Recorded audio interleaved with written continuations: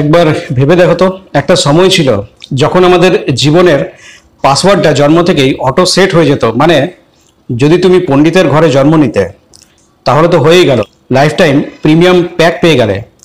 আর যদি তথাকথিত কোনো নিচু জাতের জন্ম হতো তাহলে দুঃখিত ভাই, তোমার কপালে শুধু ডেমো ভার্সন জুটতো, তাও আবার কোনো আপডেট ছাড়া। জীবনযাপন থেকে সামাজিক সম্মান, বিয়ে থেকে শুরু করে ঈশ্বরকে ডাকার রীতি, সবই যেন জন্মের সময় কোষ্ঠীপত্রের পাতায় লেখা হয়ে যেত। সেখানে আমাদের মতামত জানতে চাওয়ার কোনো অবকাশও ছিল না। বিয়ের জন্য পাত্রের নির্বাচন তো পরের কথা, কোন পুজোয় কোন ফুল দিতে হবে, কোন মালা ব্যবহার করতে হবে, সবই ছিল পূর্ব নির্ধারিত এক অলঙ্ঘনীয় বিধান। তারপরে এলেন আমাদের দেশের আসল আইডলরা, বাউলার ফকিররা। তারা গানের সুরে আমাদের শোনালেন এক নতুন মন্ত্র। ওরে ভাই, ঈশ্বরের দরবারে কোনো কাস্টিং ডিরেক্টর নেই, তিনি জাতপাতের বিভেদ দেখেন না, শুধু দেখেন অন্তরের ভালোবাসা। তাদের কথা শুনে আমরা সবাই যেন অবাক বিস্ময়ে বলে উঠলাম, আরে এ কথা তো আগে কেউ কখনো বলেনি আমাদের।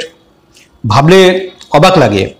এর আগে ধর্ম ছিল যেন এক অভিজাত ক্লাব, সেখানে শুধু ব্রাহ্মণ পণ্ডিতের জন্যই ছিল ভিআইপির প্রবেশাধিকার। আর ভাষা পুরোটাই সংস্কৃত, যেন ঈশ্বরের সঙ্গে কথা বলতে গেলে আগে 30 দিনে সংস্কৃত শিখুন এমন কোনো বইয়ের সাহায্য নিতে হতো। বাকি আমরা সবাই যেন দরজার বাইরে আটকে পড়ে থাকা অতিথি, যেমন কোনো পার্টিতে বাউন্সাররা আটকে দেয়, সরি ভাই তোমার নাম তো লিস্টে নেই। ঠিক তখনই এলো ভক্তি আন্দোলন আর জানালো, ওরে বোকা, ঈশ্বরের কাছে পৌঁছানোর জন্য পাসওয়ার্ড খুঁজছিস কেন? সরাসরি কথা বল নিজের ভাষায়, মন থেকে। আর তারপরই শুরু হলো এক নীরব বিপ্লব। সন্ত জ্ঞানেশ্বর বললেন, আমি আমার ভাষায় মারাঠিতেই শোনাবো। কবির বললেন, আমি তো খাঁটি দেশি হিন্দিতেই গাইবো। তামিল, ব্রজ, অবধি সবাই যেন নিজেদের মাইক হাতে তুলে নিলেন। ঈশ্বরের দরবার হঠাৎ করেই যেন নেটফ্লিক্সের মতো হয়ে গেল, সব ভাষাভাষীর মানুষদের জন্য উন্মুক্ত। সবচেয়ে বড় কথা হলো, ঈশ্বরের সঙ্গে কথা বলার জন্য এখন আর কোনো পণ্ডিতজির প্রাইম সাবস্ক্রিপশনের দরকার নেই। নিজেদের কথা বলো, নিজেরাই সরাসরি সংযোগ স্থাপন করো, আর নিজেরাই সেই আনন্দ উপভোগ করো। এটাই ছিল প্রকৃত গণতন্ত্রের মাস্টার ক্লাস, যেখানে ভোট দিতে হয় না, ভজন গাইতে হয়, যেখানে প্রবেশ করতে কোনো টিকিটের প্রয়োজন হয় না, শুধু একটি মন থাকলেই চলে। ভক্তি আন্দোলন আমাদের এই শিক্ষাই দেয়, ভালোবাসাই আসল ওয়াইফাই, বাকি সব তো শুধু নেটওয়ার্কের সমস্যা। আর তারপর এলেন সন্ত রবিদাস, যিনি জুতো সেলাই করতেন, কিন্তু তার চিন্তা ছিল সময়ের থেকে অনেক এগিয়ে, যেন 5G এর মতো সমান গতি। তিনি বললেন, এসো এমন এক শহর গড়ি যেখানে কেউ উঁচু নিচু নয়, সবাই সমান। ভেবে দেখো, আজও যেখানে ট্রাফিক সিগন্যালেও আমরা সমানাধিকার পাইনি, সেখানে এই মানুষটি কিনা 500 বছর আগেই এক আদর্শ নগর পরিকল্পনার কথা ভেবে রেখেছিলেন। ভাবত, ধর্মের ঠিকাদাররা যেন স্কুলের প্রিন্সিপালের মতো সামনে দাঁড়িয়ে আছে, আর কবির কিনা ক্লাসের মাঝখানে এমন এক রসিকতা করে বসলেন, সবাই হাসি চেপে রাখলেও মনে মনে ভাবছে, আরে লোকটা তো ঠিকই বলছে। এরপর এলেন মীরাবাই। তিনি ছিলেন এক রাজকুমারী, কিন্তু রাজপ্রাসাদের জৌলুস ছেড়ে মন্দিরে এসে নাচ গান শুরু করলেন, যেন কেউ হাইফাই সিরিজ ছেড়ে হঠাৎ কোনো লোকাল থিয়েটারে যোগ দিলেন, তাও আবার কোনো ভিআইপি পাস ছাড়াই। লোকেরা অবাক হয়ে বলল, আরে রাজকীয় পোশাক ছেড়ে এসব কি করছেন? মীরা হাসি মুখে উত্তর দিলেন, ভাই, জাঁকজমকে ভগবানকে পাওয়া যায় না, তাকে মন দিয়ে অনুভব করতে হয়। আসলে এগুলি কেবল আধ্যাত্মিক সাধনা ছিল না, এ ছিল আপোষহীন এক রাজনৈতিক লড়াই।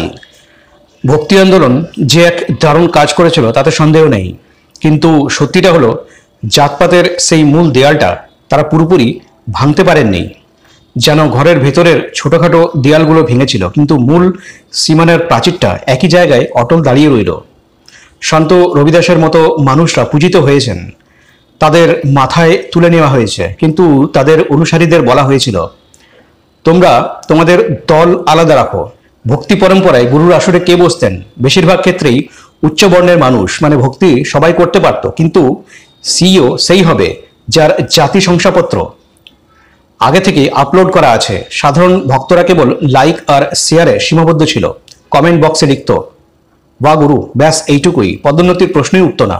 কত সাধুসন্তের মুখে তখন একটাই বলি, তোমার এই দুঃখের জীবন তো পূর্বজন্মের পাপের ফল, তাই আর লড়াইয়ে যেও না, শুধু ভজন করো, তবেই মিলবে আত্মার মুক্তি। মানে এখনকার এই যন্ত্রণা, তার একটাই শর্তাবলী প্রযোজ্য, আর কি বা মিলল সেই বিনিময়ে? আধ্যাত্মিক স্বাধীনতা, তবে ফেরত বা বদলের কোনো সুযোগ নেই। হ্যাঁ, ভক্তি আন্দোলন আমাদের গল্পের নায়ক বটেই, কিন্তু তার মধ্যেও লুকিয়ে ছিল এক ছায়া। শিক্ষাটা হলো, যখন কোনো নিয়ম এতটাই জটিল হয়ে ওঠে তখন শুধু ভজন আর গান গেয়েই পার পাওয়া যায় না, তখন প্রয়োজন পড়ে একটু প্রতিরোধের, একটু রুখে দাঁড়ানোর। নইলে আমরা হয়তো গলা ছেড়ে গাইতে থাকবো ভজন সোনার চুড়িয়ারে, আর সমাজ বলবে আহাকে মিষ্টি গলা, কিন্তু ভাই তুমি তো সেই তিমিরেই রয়ে গেলে। ভাবো তো, সেই যুগে মানুষ বেদ মুখস্থ করতে এমনই মগ্ন ছিল, যেমন আজকাল আমরা টার্মস অ্যান্ড কন্ডিশনস না পড়েই আই অ্যাগ্রি বাটনে টিপ দিয়ে দিই। আর ঠিক তখনই বসবন্যা এসে বললেন, ভাই এসব ডিলিট করো, নতুন একটা অ্যাপ ইনস্টল করো, সাম্য 1.0। আর সবচেয়ে বড় যে আঘাতটা তিনি করলেন তা হলো সরাসরি জাতপাতের শেকলটাকেই উপড়ে ফেললেন। মন্দিরকে বললেন, অনেক হয়েছে সেবা, এবার আপনাদের ছুটি। বেদকে বললেন, বইটা সুন্দর, তবে এখন আমাদের নতুন গল্প দরকার। সে সময় তো আর নেটফ্লিক্স ছিল না, তাই হয়তো তারা নিজেরাই নিজেদের মতো করে এক নতুন জীবনধারা তৈরি করে নিলেন। ধর্ম তখন যেন এক বিশেষ ক্লাবের সদস্য পদ, যেখানে প্রবেশের জন্য 1000টা প্রশ্ন, 20টা সনদ আর 3 জনের সুপারিশ লাগতো। বসবন্যা এসে বললেন, শুধু একটি দীক্ষা আর সবাই সমান, কোনো ভিআইপির প্রবেশাধিকার নেই, কোনো অপেক্ষার তালিকাও নেই। এরপর লিঙ্গায়েতরা বললেন, ভাই কেন একজন বিধবার জীবন এভাবে এখনই থেমে যাবে? তাদেরও তো নতুন করে বাঁচার অধিকার আছে, ভাবা যায়। সেই দ্বাদশ শতাব্দীতেই তারা বলেছেন, রিস্টার্ট বাটনে প্রেস করো। আজকের কোনো ডেটিং অ্যাপের নির্মাতারাও এত আধুনিক ভাবনায় পৌঁছতে পারেনি। সেই সময় কোনো নারী যদি সবাই কিছু বলতে চাইতো, মানুষ এমনভাবে তার দিকে তাকাতো যেন কেউ নোকিয়া ফোন দিয়ে ইনস্টাগ্রাম চালাচ্ছে। আর ঠিক তখনই বসবেশ্বর ঘোষণা করলেন, নারীরা পুরুষের সমান। সেই মুহূর্তে কেউ হয়তো হাততালি দেয়নি, কারণ সবাই হতবাক হয়ে গিয়েছিল। এটা ছিল এক সত্যিকারের সামাজিক পরীক্ষা, যেখানে কেবল পুজোর পদ্ধতি বদলে যায়নি, বরং পুরো সমাজের কাঠামোটাই নতুন করে সাজানো হয়েছিল। ভক্তির এই রূপটি ছিল না কেবল ভজন, এটি ছিল এক চরম বিপ্লব। বলা যায় এটিই ছিল দ্বাদশ শতাব্দীর গণতন্ত্রের এক সরাসরি বিটা ভার্সন। যদি মন থেকে ভগবানের সঙ্গে কথা বলতে চাও, তবে নিজের ভাষায় কথা বলো। এই কথাটি আজ সামাজিক মাধ্যমে নতুন রূপে ফিরে এসছে। সমতার বার্তা দিতে চাও, ইংরেজিতে নয়, একটি মিমের মাধ্যমে দাও। ইনস্টাগ্রাম রিল, স্ট্রিট আর্ট বা আমাদের চেনা ভাষা, এ সবই যেন হয়ে উঠেছে আজকের দিনের ভজন। রাম রাম বলার বদলে এখন চলছে লাইক, শেয়ার, সাবস্ক্রাইব। ভক্তির দরজা আগে সবার জন্য খোলা ছিল, আজও আমাদের এমন জায়গার প্রয়োজন, হোক তা কলেজ, অফিস বা পাড়ার মোড়, যেখানে কেউ যেন বলতে না পারে তোমার পোশাকটা মানায় না বা তোমার পদবিটা ভালো নয়। আমাদের টিম মিটিংগুলোও যেন কীর্তনের মতো হয়ে ওঠে, যা মনকে ছুঁয়ে যায় এবং কানেও মধুর লাগে। ভক্তি আন্দোলনের সাধকরা শিখিয়েছিলেন, প্রতিবাদ শুধু স্লোগানে হয় না, কখনো কবিতা, কখনো গান, আবার কখনো গল্পের ছলেও তা প্রকাশ করা যায়। কবিরের দোহা সেই যুগে যেমন ছিল, আজকের ট্রেন্ডিং হুক লাইনও ঠিক তেমনই। রাগ নয়, বরং রসবোধ দিয়েই আঘাত করো। মন জয় করার এই নীতি সবচেয়ে কার্যকরী, তবে আসল পথ চলা এখনো শেষ হয়নি। ভক্তি আন্দোলন আমাদের পথ দেখিয়েছিল ঠিকই, কিন্তু সেই পথটা ধরে হাঁটা এখনো বাকি। ভিডিওটি দেখার জন্য ধন্যবাদ।